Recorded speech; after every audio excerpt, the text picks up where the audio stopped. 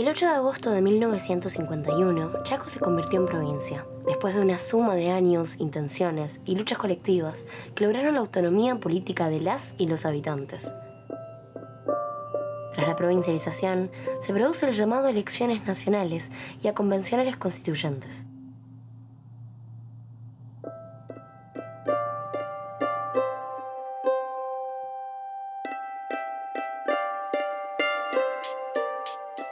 En la barca mi Chaco, mi tierra, mi pueblo, mi canto. Machicalma, machicalma. Ese no le cowboy.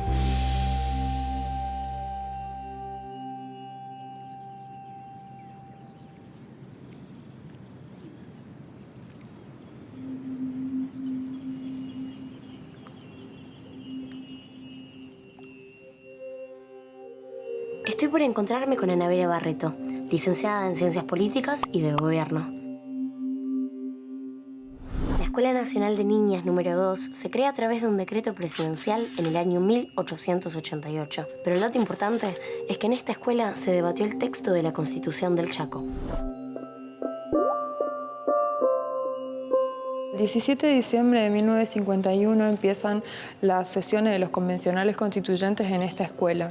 Felipe Gallardo va a decir que una vez sancionada la ley de provincialización y elegidos los convencionales, viajan a Buenos Aires, donde se debate el borrador de la Constitución. Allí toman ejemplos de constituciones de diferentes países, latinoamericanos, europeos y de Estados Unidos. ¿Y cómo surge la elección de estos convencionales? La Convención Constituyente estuvo compuesta por 15 convencionales, eran todos representantes del Partido Peronista, y lo llamativo es que 7 pertenecían al ala política y 8 al ala sindical. Del primer grupo tenemos profesionales reconocidos de la época y dentro del segundo grupo tenemos dirigentes sindicales. ¿La Constitución del Chaco fue inspirada en otras constituciones preexistentes? Sí, fundamentalmente en la Constitución Peronista de 1949, aunque introduce algunas innovaciones. La más original es el artículo número 33, aunque trajo muchas controversias, y que este artículo establece que la mitad de los diputados de la legislatura serían representantes de partidos políticos electos por la ciudadanía en general, mientras que la otra mitad serían diputados representantes de asociaciones profesionales y que serían electos solamente por trabajadores agremiados. ¿En qué se basaba el voto obrero?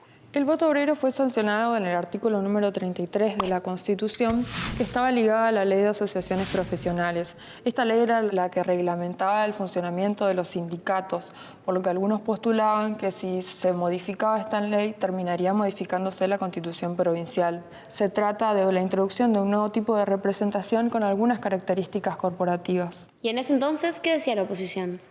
Cuando se sanciona la Constitución en 1951, el Partido Socialista elabora un folleto que es repartido en el local del partido, en el que denuncia la inconstitucionalidad de este régimen sancionado. Edgardo Rossi, que era un representante en ese momento del Partido Socialista, escribe un libro en el que exige, entre otras cosas, que se anule este sistema por ser un sistema corporativo que iba en contra de los conceptos fundamentales de pueblo, república, democracia. Incluso cuando se aplica este sistema el del voto obrero en las elecciones de 1953, solo participan el Partido Comunista y el Partido Peronista, ya que el socialismo y el radicalismo deciden abstenerse. ¿Y este doble voto cómo se implementó en las elecciones? Bueno, el ciudadano se acercaba a la mesa y ahí se encontraba con 2 urnas y 2 cuartos oscuros.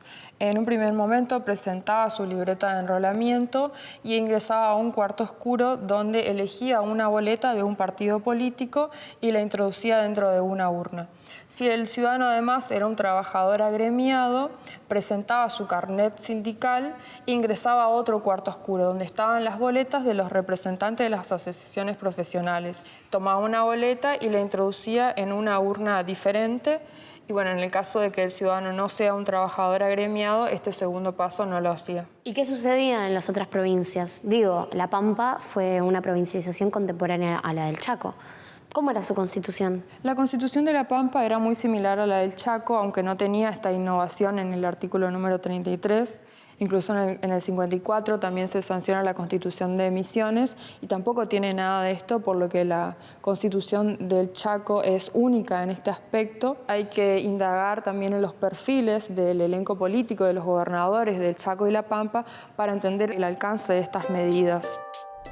La Constitución Nacional del año 1853 era de carácter liberal, sostenida en la idea de la libertad individual. La reforma del año 1949 era de carácter social, sostenida en la idea de los derechos sociales. El sujeto de esta Constitución era un sujeto colectivo. La Constitución del Chaco toma los ejes fundamentales de la reforma de 1949. El preámbulo de la Constitución del Chaco manifiesta: nos, los representantes del pueblo trabajador de la provincia, presidente Perón. Era la hora del pueblo.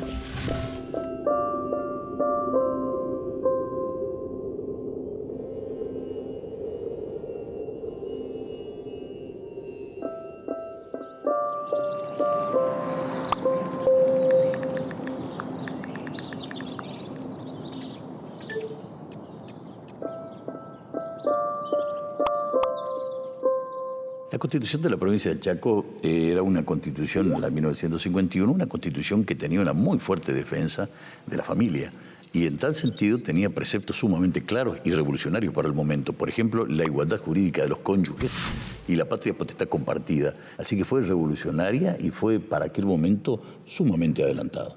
¿Por qué fue que se terminó llamando provincia presidente Perón? ¿Fue algo impuesto? La Constitución de la provincia del Chaco de 1951, que después se llamó Provincia Presidente Perón, se dicta en el marco de un peronismo que venía ganando fuertemente en el orden nacional, beneficiando a los sectores del trabajo.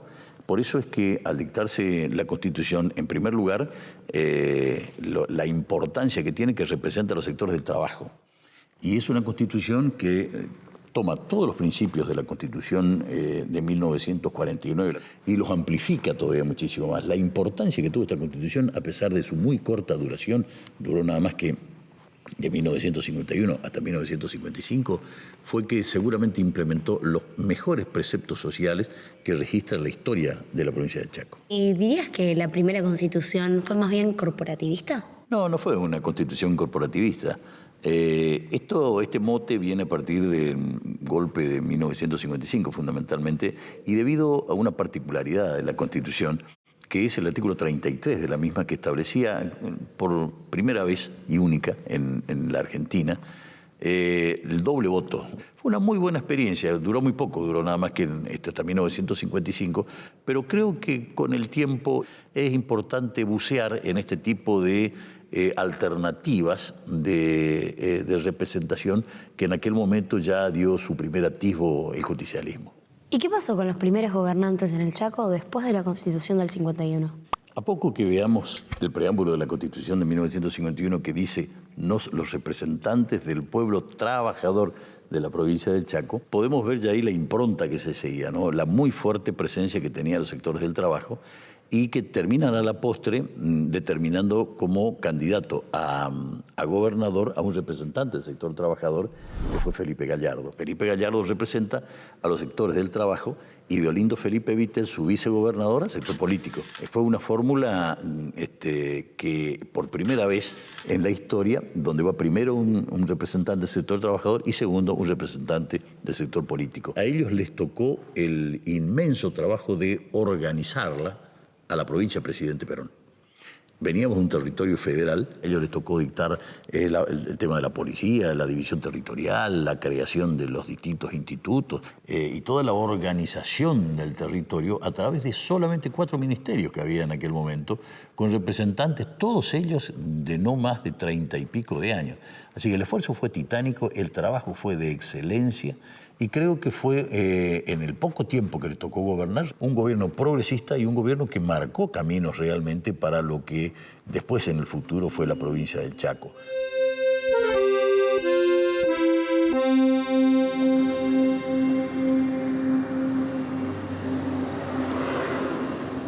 ¿Qué recuerdos tenés o te fueron transmitidos de tu papá y la provincialización del Chaco? En mi casa siempre mi padre me contaba su experiencia política, que arrancó siendo muy joven y que lo llevó a tener el protagonismo necesario como para compartir la fórmula con Felipe Gallardo, que fue el primer gobernador constitucional de la provincia. Y bueno, siempre comentaba el rol fundamental que tuvieron los gremios de la provincia del Chaco, que pudieron acceder a la compañera Evita, y que Evita tuvo un rol fundamental en la sanción de la ley que convirtió esto, que era territorio nacional, en provincia del Chaco.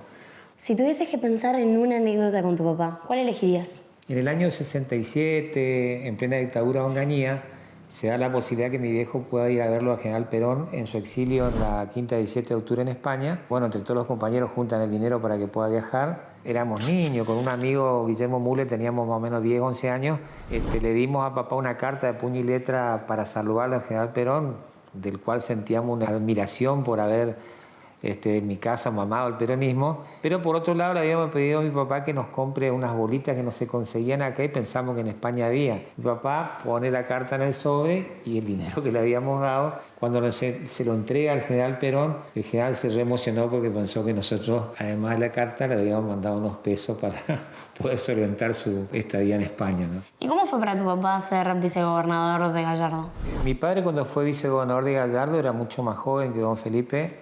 Él siempre me habló muy, pero muy bien de don Felipe Gallardo. Destacaba su dote de conductor y de gobernador, a pesar de que, como todos ustedes saben, no había tenido una formación académica, no había tenido en suerte de poder estudiar, sino haberse forjado trabajando como canillita y en la calle, pero destacaba su dote de conductor y de la gran intuición política que tenía como para poder gobernar y desempeñarse en tan alto cargo como gobernador de la provincia.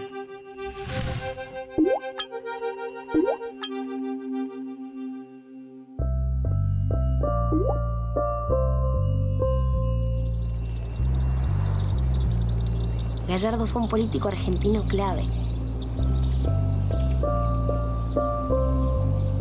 No solo en la lucha por la provincialización, sino también en el proceso posterior a la sanción de la ley.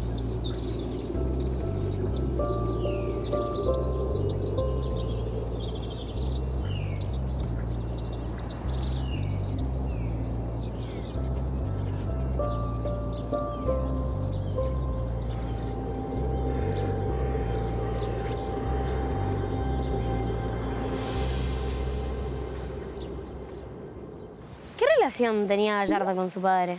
Mi padre fue gobernador del Chaco en el año 1943 a 1946. Trajo la Dirección de Trabajo y Previsión al Chaco dentro de su gobierno y lo primero que hizo mi padre es relacionarse con los trabajadores, con las fuerzas vivas, con todo lo que representaba la comunidad del territorio nacional, y ahí se conoció con Gallardo y nació una amistad muy íntima.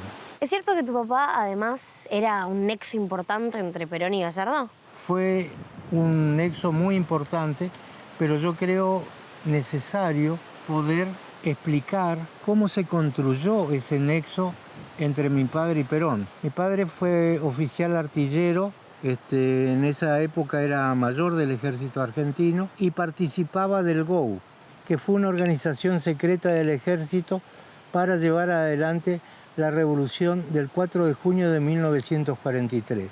Que triunfó la revolución del 4 de junio, él siguió en el ejército y en el año 49 él renunció y vino a trabajar con Perón a Buenos Aires. Y estuvo trabajando en el ministerio político y él tenía una relación directa con Perón continuamente. Y además él tenía una conciencia de la importancia de los territorios nacionales, tan es así que él se definía como territoriano, de manera que él tenía una conciencia bien plena de cómo se habían desarrollado los territorios y la necesidad de que los territorios asumieran su propia autonomía para poder desarrollarse correctamente o mejor o más y no estar supeditados a la mirada o a la decisión de Buenos Aires.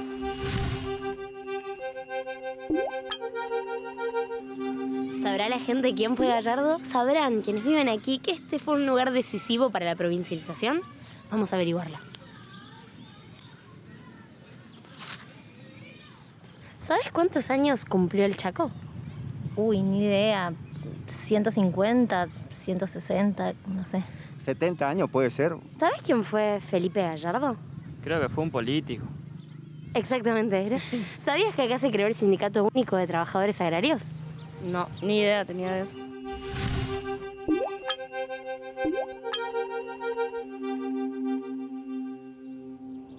La participación de las mujeres fue clave en la ampliación de derechos.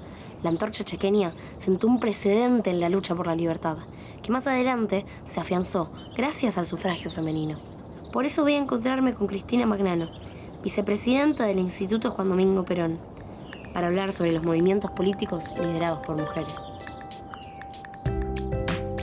En 1953, en el Chaco, las mujeres lograron una participación activa en el poder. Luego de las elecciones, asumen 7 diputadas provinciales, una diputada nacional y una senadora nacional. Este fue un hecho inédito y además no volvió a repetirse hasta la sanción de la ley de cupo. ¿Cómo habrá sido la historia de estas mujeres?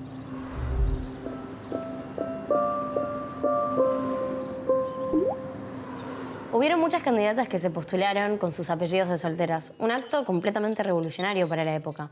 ¿Tenés idea de cómo se dio esto? No fueron decisiones aisladas o independientes. Realmente fueron producto de un proceso de empoderamiento de las mujeres. ¿Dirías que esto se relaciona con las políticas del Partido Peronista Femenino? Sí, Eva fue la figura clave porque no solo peleó por el sufragio femenino, sino que lo consiguió y después generó una serie de políticas posteriores que fortalecieron ese derecho. Y así fue como nombró las 23 delegadas censistas para las distintas provincias del país. ¿Cómo llegaban las mujeres a ser censistas? Fue Evita justamente las que las elegía y las enviaba a las 23 delegadas censistas a las distintas provincias como encargadas del lugar escuela. Estas delegadas, a su vez, elegían subdelegadas que eran locales y que hacían el trabajo de recorrer casa por casa, censando a las mujeres y además afiliándolas al Partido Peronista Femenino. Fue un momento de mucho empoderamiento para las mujeres. Evita lo que quería era justamente que actuaran por sí mismas. Por lo tanto, tampoco quería que fueran referentes de algunos de los políticos o dirigentes masculinos que había en la región. Y eligió muchachas jóvenes y que no fueran ni hijas, ni madres, ni esposas de estos dirigentes, para que tuvieran un posicionamiento propio, un posicionamiento desde la mirada de la mujer, ¿no? Evidentemente eran mujeres que revolucionaban la época, ¿no? En el caso del Chaco en particular, quienes estaban aquí son parte importante de la historia del Chaco. Es importantísimo rescatar estas mujeres, no solo rescatarlas, visualizarlas y además homenajearlas con sus nombres en las calles de la provincia, con sus nombres en las escuelas, porque marcaron un hito en la historia de nuestro Chaco. Creo que cuando uno analiza la participación de la mujer en la formulación de políticas, en esta construcción hay que pensar justamente en los nuevos derechos, en la necesidad de construir estos nuevos derechos y ampliar los que ya tenemos para todos. Las mujeres en el peronismo han construido a partir de la imagen y el ejemplo de Eva un camino que se fue jalonando en la resistencia peronista, en las mujeres que participamos en la década del 70, en las madres y abuelas de Plaza de Mayo, en la existencia de Cristina y en la existencia de todo el movimiento feminista que crece cada día más.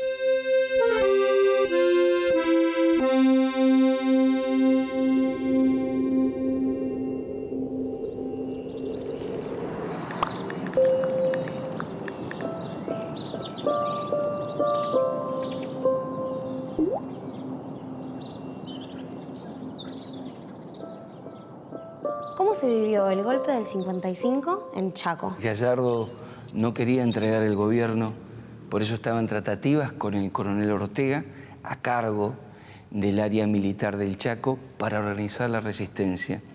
Ahora imagínate 3.000 personas, entre voluntarios, civiles y policías que esperan en la isla del Cerrito su señal para actuar.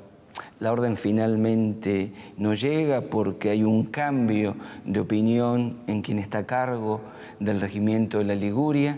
El 6 de octubre son todos presos, Gallardo, Vittel, el gabinete, pero Gallardo está 15 días incomunicado. Nadie sabe dónde está. Está 2 años y medio preso. En mayo del 57 le ofrecen un indulto que Gallardo rechaza. Sale libre de culpa y cargo a fines del año 57 y ya en el 58 se incorpora a la resistencia peronista. ¿Y qué pasó después de la entrega del mando?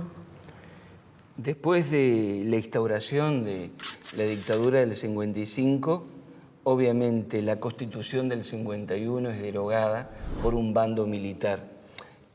Lo extraño es que un 81% de la población del Chaco en las primeras elecciones libres había elegido a los constituyentes. El 13 o 14% que había perdido las elecciones se autoarroga la representatividad en la elección constituyente para el 57, con la proscripción del peronismo. Y fue también en esos años que se cambió el nombre de provincia Presidente Perón a provincia del Chaco, ¿no? Un 17 de octubre del año 57, no solamente se cambia el nombre, sino que retroactivamente se plantea que ese nombre debe volver como si nunca hubiera cambiado. Es como si yo te dijera foja cero hacia el 51, no pasó nada. Por eso no es casualidad que no haya ninguna copia de ningún decreto entre el 53 y el 55. Todos fueron quemados. Es decir, acordate que estaban prohibidos los símbolos del peronismo, el nombre Perón, el nombre Evita, el partido justicialista, los sindicatos. Por lo tanto, se decretaba que nada había existido y que desde siempre nos seguíamos llamando provincia del Chaco.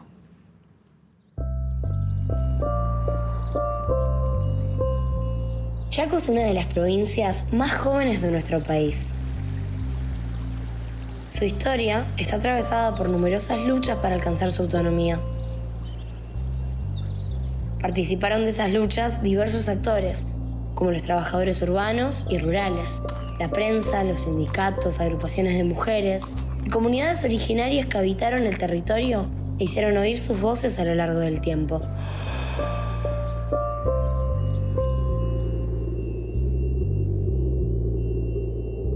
Si algo aprendí, es que la historia está abierta, latente. ¿Quién la escribe? ¿La escribimos?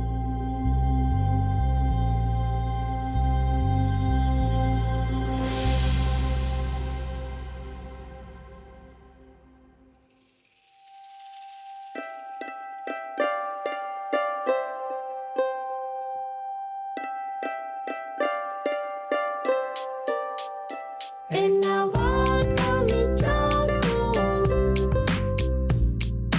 mache carbón. Ese no le cowboy, pero rayo de luz, divino tesoro. Mi alma ilumina, el alba brilla oro. Las aves con su coro, al tono del sol, un solo color, uno somos todos. Me cubre un paisaje en este marco, bajo un manto celeste y blanco. Mi tierra, mi pueblo, mi canto, a donde sea que vaya me va a estar esperando. En la barca mi Chaco, mache carbón.